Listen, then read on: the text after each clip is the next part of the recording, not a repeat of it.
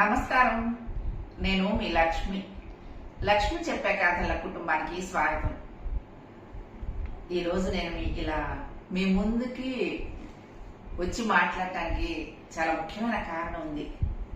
నా జీవితంలో జరిగిన అతి ముఖ్యమైన, సంతోషకరమైన, అందమైన అధ్యాయాన్ని మీతో పంచుకోవాలని ఇలా వచ్చాను. కథలు చెప్పడం నాకు చాలా ఇష్టం, కానీ ఆ కథలను ఇష్టంగా వింటూ నా గొంతుని ఇష్టపడుతున్న కుటుంబం దొరకటం నా అదృష్టం. నా ఛానల్లో మీరు వింటున్న ఎన్నో కథలు తమ భావాలను, అనుభవాలను గుదిగుచ్చి కథలుగా మార్చి నేను అడగగానే నాకు అందించిన రైటర్స్ అందరికీ నా హృదయపూర్వక నమస్కారాలు. నన్ను నమ్మి వారి కథలకు నేను న్యాయం చేస్తాను అని అడగంగానే కథలు ఇచ్చిన అందరికీ ఎన్నిసార్లు కృతజ్ఞతలు చెప్పుకున్నా తక్కువే. మొదలైన నా ఈ ప్రయాణం ఈ స్థాయికి వస్తుందని నేను అసలు ఊహించలేదు. మొదటి వీడియో అప్లోడ్ చేసిన రోజు ఇప్పటికీ గుర్తుంది. అసలు ఎవరైనా వింటారా, నా కథలు ఎవరికైనా నచ్చుతాయా అనే భయం ఉండేది.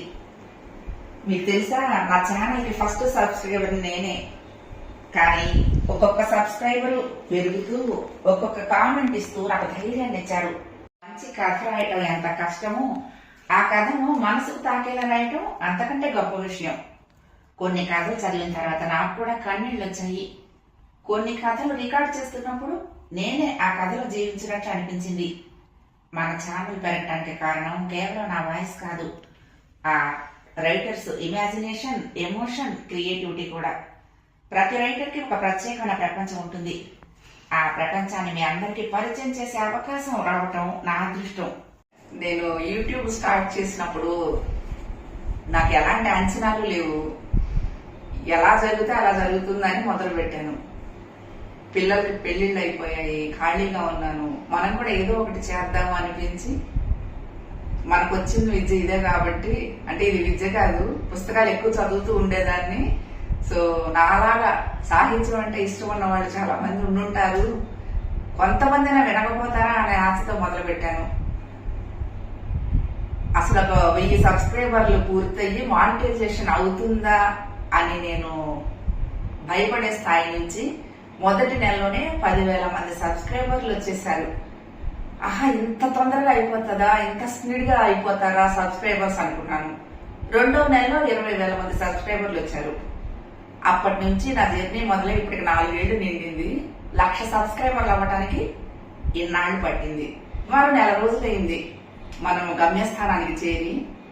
సిల్వర్ ప్లే బటన్ కోసమే కదా ప్రతి యూట్యూబర్ ఆశపడేది. అసలు నేను కళ్ళలో కూడా ఊహించలా, నాకు 1,00,000 మంది అవుతారు, నాకు సిల్వర్ ప్లే బటన్ వస్తుందని ఊహించలా. ఎందుకంటే మనది సాహిత్యం గురించి కథలు చెప్పే ఛానల్ కాబట్టి దీని మీద ఆసక్తి ఉన్నాడు తక్కువ మందే ఉంటారని అనుకున్నాను.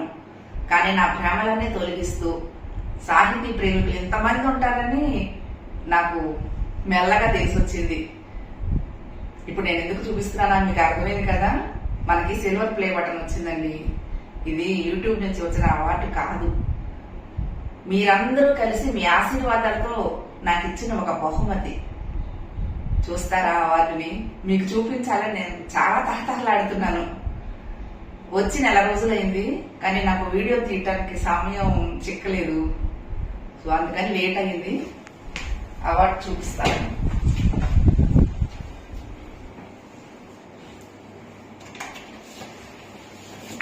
జాగ్రత్తగా దాచుకున్నాను పుస్తకాల బీరువాలో.